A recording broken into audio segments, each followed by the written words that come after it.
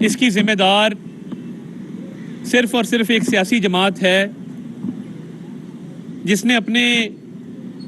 Fascist leader کی انا کی خاطر پورے شہر کے امن کو داؤ پہ لگا دیا اور لا انفورسمنٹ ایجنسیز کے آفیسرز پر تابڑ توڑ حملے کیے اور ان کو زخمی کر کے ہسپتال پہنچوایا۔ اس وقت جو صورتحال ہے وہ ایسی ہے کہ جیسے کسی ہائی جیکر نے، کسی اغوا کار نے لوگوں کو یرغمال بنا کے رکھا ہو اور کوئی پوچھنے والا نہیں ہے کہ آپ کے اریسٹ وارنٹ ہیں، کرپشن کے کیس میں ہیں، تو آپ یہ جو لوگوں کو پرتشدد کارروائیوں کی ترغیب دے رہے ہیں، ان کو تشدد پہ اکسا رہے ہیں، یہ آپ کا کاز کیا ہے؟ یعنی ہر تحریک کا ایک مقصد ہوتا ہے، ہر تحریک کے کچھ محرکات ہوتے ہیں۔ اس زمان پارک کے معاملے کا ان کا مقصد کیا ہے اور اس کے پیچھے ان کا کاز کیا ہے، یہ کوئی پاکستان میں آپ کو نہیں بتا سکے گا۔ ایک شخص پہ یہ کیس ہے کہ اس نے بیرون ملک سے ملنے والے تحفے تحائف، ہیرے جواہرات، گھڑیاں زیورات اور دوست ممالک کی طرف سے دیے گئے دیگر تحائف وہ بلیک مارکیٹ میں بیچے اور بلیک مارکیٹ میں بیچنے کے بعد جو پیسے کمائے وہ ذاتی اخراجات کے لیے استعمال کیا۔ دیکھیں یہ چوریاں 4-5 قسم کی ہیں کہ پہلے آپ ایک تحفے کو توشہ خانہ میں جمع نہیں کراتے، جو کہ قانوناً آپ پہ فرض ہے کہ آپ کو کوئی بھی تحفہ ملے گا وہ اپنے توشہ خانہ میں جمع کرانا ہے۔ جمع کرانے کے بعد اس کی ویلیو لگتی ہے، اس کی ویلیویشن ہوتی ہے، آپ نے اس کی کم قیمت یا کم ویلیو لگوائی۔ کم ویلیو لگوانے کے بعد آپ نے اس کم ویلیو کا 20% سرکاری خزانے میں جمع کرایا اور اس کے بعد جب بلیک مارکیٹ میں بیچا، جو بلیک مارکیٹ میں بیچنے کے بعد کروڑوں روپے آپ کو حاصل ہوئے، وہ کروڑوں روپے آپ نے اپنی ذاتی اخراجات کے لیے استعمال کیے، کیونکہ منی لانڈرنگ کا اب نیا طریقہ کار آ چکا، جس کے اندر فرح گوگی صاحبہ بیرون ملک جاتی تھیں، مہنگی گھڑی، مہنگی انگوٹھی، مہنگا نیکلیس، مہنگا بریسلٹ پہن کے، کیونکہ کسی بھی ایئرپورٹ پہ زیورات پہننے پہ، گھڑی پہننے پہ، انگوٹھی پہننے پہ قانونی طور پہ کوئی ممانعت نہیں ہے، اور کسی کسٹمز والے کو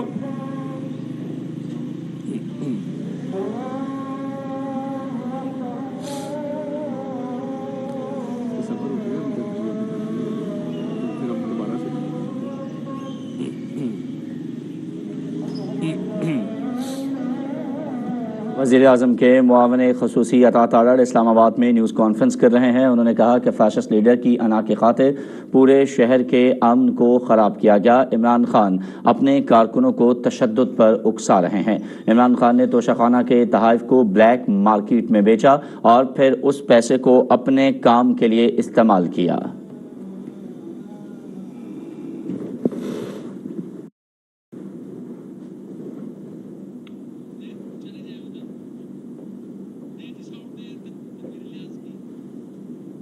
اس آئین کے ساتھ کچھ ایسی ترامیم بھی ہوئی جو غیر ضروری تھی۔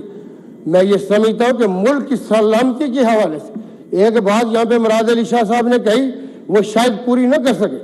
لیکن میں آپ کو خدا کو گواہ بنا کے کہتا ہوں، میں کئی محفلوں کے اندر یہ کہتا ہوں کہ اس میں ملک میں سپریم کون ہے، کس نے فیصلہ کرنا ہے، کس کی طرف لوگ دیکھیں گے۔ آپ مجھے یہ بتائیے کہ آپ سب سے بڑی تنخواہ لیں آپ سب سے بڑی پینشن لیں، اس لیے آپ بڑے ہیں۔ اس پارلیمنٹ کا کیا کام ہے؟ یہ پارلیمنٹ کہاں جائے گی؟ آج بھی ہماری قومی سیاست کے جو پولرائزیشن ہو رہی ہے، میں بینگ کشمیری اس لیے کھل کے بات کرتا ہوں کہ اللہ سے جو اس پار جو ہماری ماں اور بہنیں جو اس درندہ فوج کو فیس کرتی ہیں، جو یہ کہتے ہیں کہ ہم پاکستانی ہیں، پاکستان ہمارا، وہ کس کی طرف مڑ کے دیکھیں؟ وہ کس کی طرف دیکھیں گے؟ کون ان کے لیے بات کرے گا؟ کون ان کے لیے کھڑا ہوگا؟ آج اگر اس پارلیمنٹ کے اندر رات کو 12 بجے سیشن بلایا جاتا ہے، ٹی وی کے اوپر ٹکر چلتا ہے، مجھے یہ بتائیے اس سینٹ میں کہ اس کے اوپر کون ڈسکس کرے گا کہ جج کی سٹیٹمنٹ نہیں لگنی چاہیے ٹی وی پہ، اس کا ٹکر نہیں چلنا چاہیے، اس کی سپر لیڈ نہیں لگنی چاہیے۔ جب سپر لیڈ لگے گی، جج کو اس کا جاننے والا کہے گا بانجا بتیجا تمہاری پٹی چل رہی ہے، تمہاری پٹی چل رہی ہے، وہ پٹیاں لگوانے کے لیے بیٹھا ہوا ہے۔ کیوں وہ بیٹھا ہوا ہے؟ جب آپ پٹی مہنگے داموں بیچا، اور چوتھا جرم تب کیا جب بلیک مارکیٹ میں بیچنے کے عوض جو آپ کو کروڑوں روپے حاصل ہوئے وہ اپنے ذاتی اخراجات اسے کیے، نہ تو ایف بی آر میں اس کو ڈکلیئر کیا، نہ الیکشن کمیشن آف پاکستان میں ڈکلیئر کیا۔ اب اس کیس میں آپ نااہل ہوئے، آپ پر فرد جرم عائد ہونی ہے، عدالت آپ کو بلاتی ہے، آپ عدالت میں پیش نہیں ہوتے۔ اب عدالتیں جب ٹرائل چلاتی ہیں تو کوئی بندہ بے ہو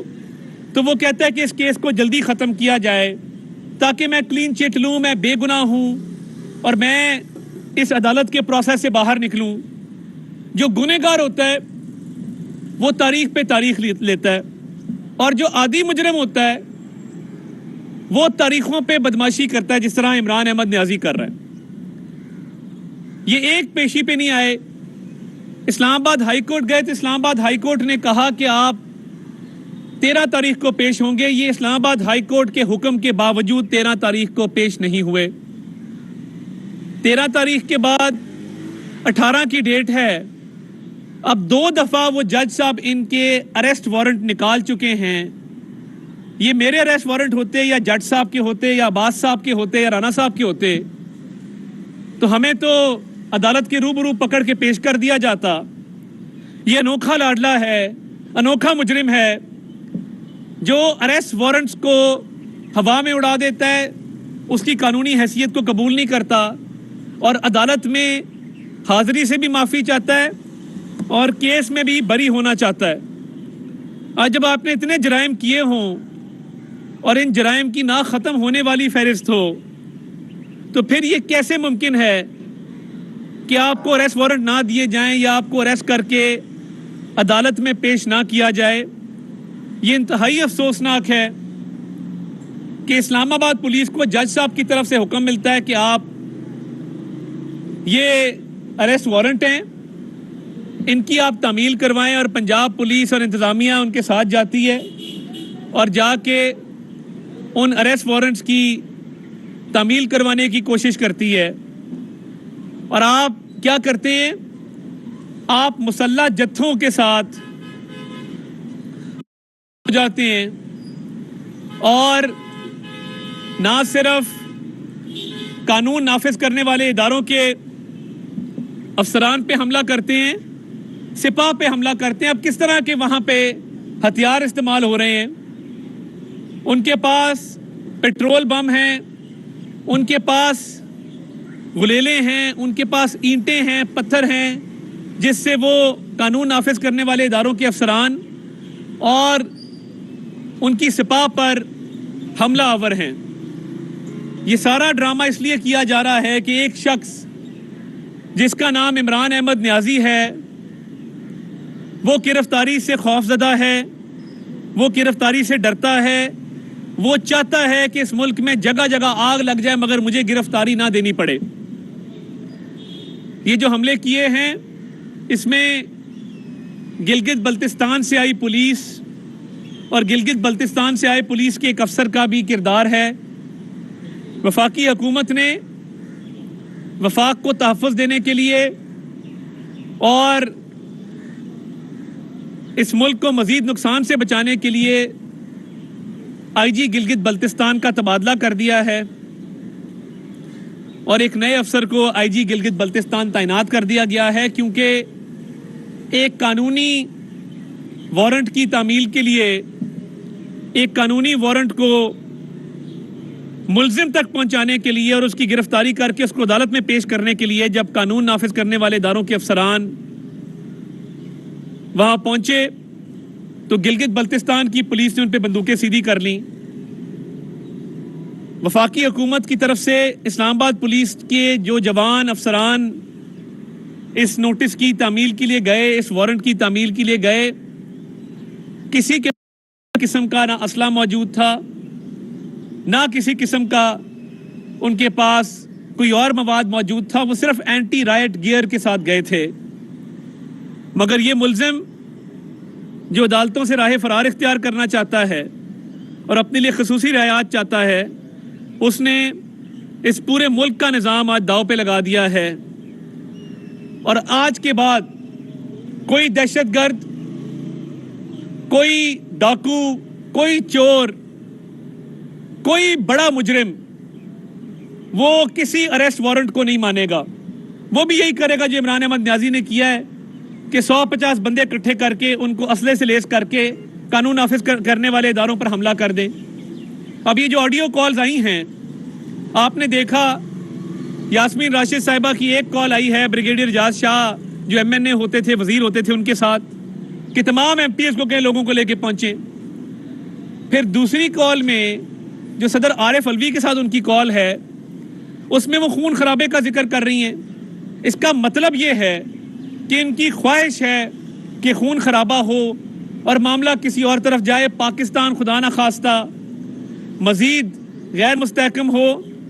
اور اس ملک کی سالمیت کو نقصان پہنچے, وفاق کی اکائیوں کو نقصان پہنچے. یہ آڈیوز آنے کے بعد یہ بات بالکل روزے روشن کی طرح یہاں ہے کہ ان کا خون خرابے کا ارادہ تھا. یہ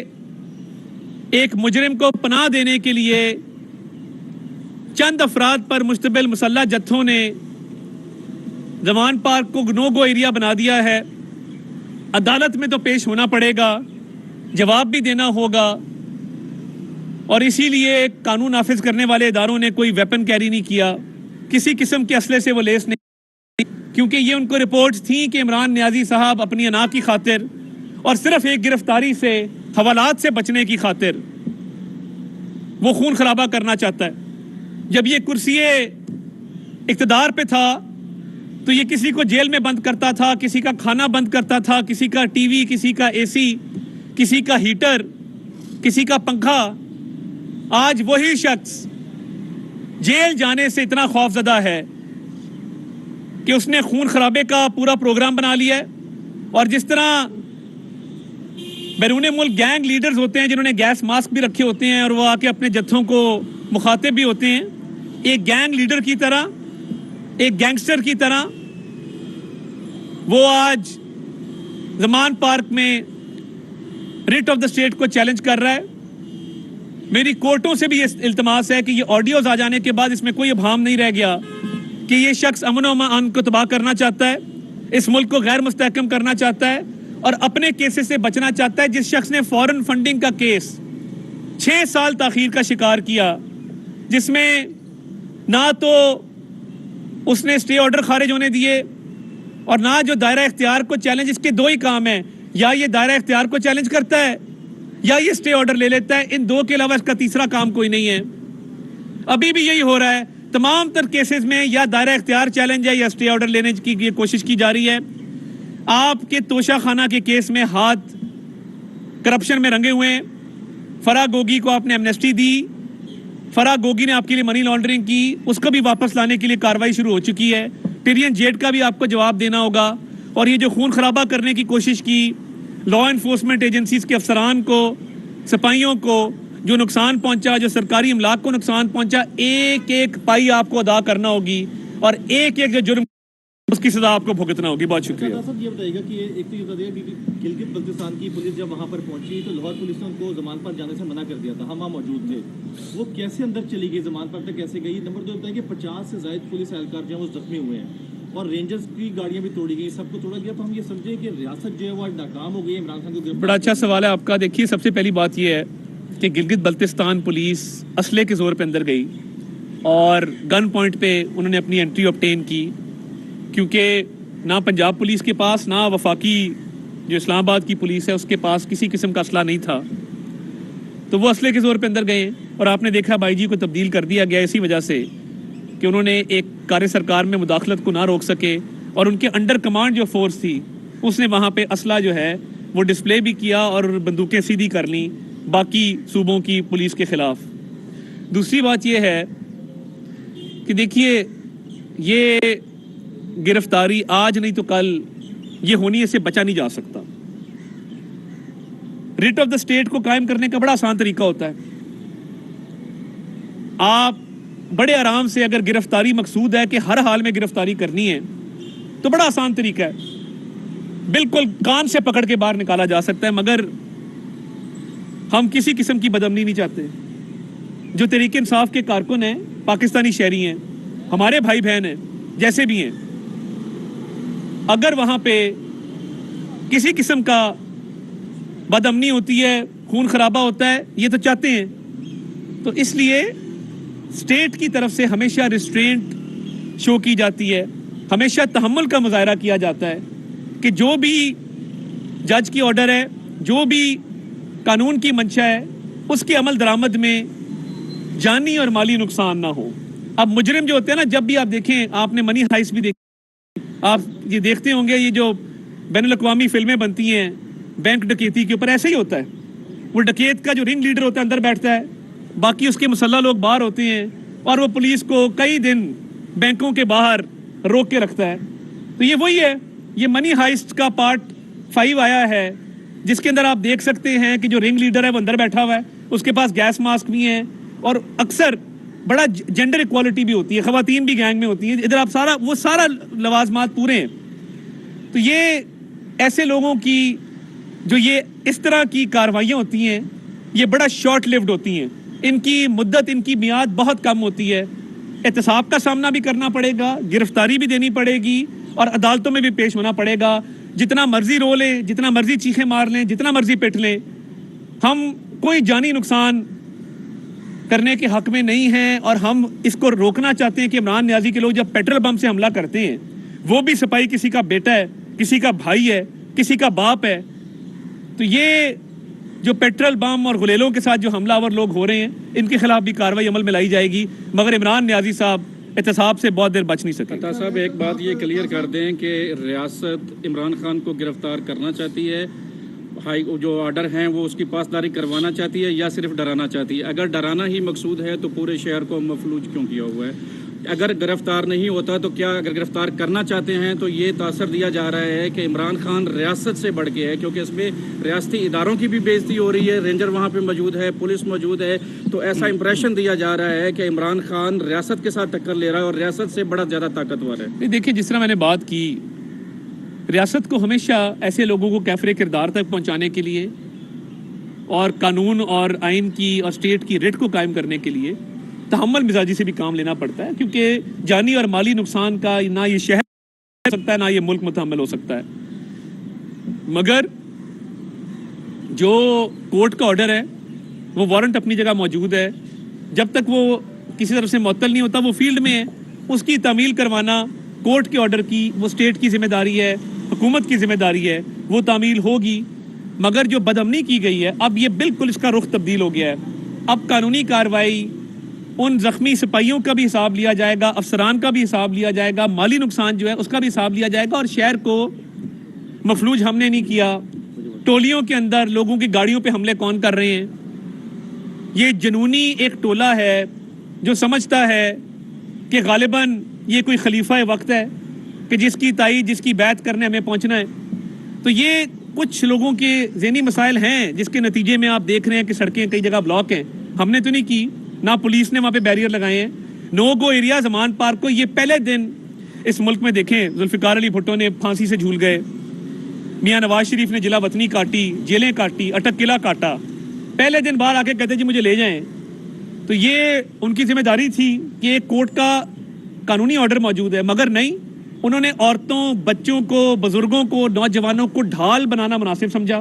امن خراب کرنا مناسب سمجھا، وہاں پہ حالات کی کشیدگی کرنا مناسب سمجھا، مگر گرفتاری نہیں دی، کیونکہ وہ خوف زدہ ہے، وہ ڈرپوک آدمی ہے، وہ بزدل ہے، اس کو जेल से डर लगता है, कुछ अशिया हैं जो उसको जेल में नहीं मिल सकती, वो अब क्या करें, कहाँ से ला के दें? सर आप रेट ऑफ स्टेट की बात कर रहे हैं, तो स्टेट से ही इस वक्त तो प्रॉब्लम आ रही है कि कितनी दफ़ा भी पुलिस आई है कोर्ट के हुक्म के मुताबिक ही आई है, और कितनी दफ़ा तो वापस गई है कोर्ट के हुक्म पर ही वापस गई है। तो ये इमरान खान का तो बाद में किरदार आएगा। सबसे पहले तो इदारों की हम बात करते हैं कि इदारे ही इसका मतलब नहीं होने देते। देखिए कोर्टों से हुकूमत अपनी डेट कायम करने में क्यों नहीं, देखिए ना, कोर्टों से तो हमारी है ना कि ये हम 4 लोग खड़े, हमें भी ये सहूलत दे दें। कल को हम भी कोई जुर्म करें तो हमारी भी मर्जी हो कि हमने कोर्ट में कब पेश होना है, हमारी भी मर्जी हो कि हमने फर्ज जुर्म कब आयद करवानी है, हमारी भी मर्जी हो कि हमने जमानत लेने कब जाना है। जब इदारों के अंदर बैठे लोग इमरान खान की सहूलतकारी करेंगे और अदलिया अपना कंधा फराहम करेगी कि इस पे रख के फायर कर लो और चाहे DIG को जख्मी कर दो, सिपाहियों को जख्मी कर दो, तो ये मुझे बताए ना, ये सारा किसका जिम्मा है? कौन जिम्मेदार है इस चीज़ का कि जब एक पाकिस्तानी शहरी को ये राइट हासिल नहीं है, इसको ये राइट हासिल है क्योंकि ये बदमाश है, क्योंकि ये डरते हैं उसकी बड़कों से, क्योंकि इनको ख्याल नहीं है कि कल को पूरा पाकिस्तान इसी नज़ीर को फॉलो करेगा। 2,500-3 हज़ार बंदा इकट्ठा करना हम अपने हल्कों में करते हैं रोज, कोई मसला नहीं है। कल को हम भी ये किया करेंगे कि जहां कोर्ट का ऑर्डर आया 2,500-3 हज़ार बंदा इकट्ठा किया, 4 गुलेलें चलाई, 4 पेट्रोल बम फेंके, वो गए। तो ये इसकी जिम्मेदार अदलिया है और ये जिम्मेदारी उनके ऊपर है और इसको ठीक करना भी उनकी जिम्मेदारी है। अच्छा, वकला का एक गिरोह वहाँ पे मौजूद था। वकला मैं खुद वकील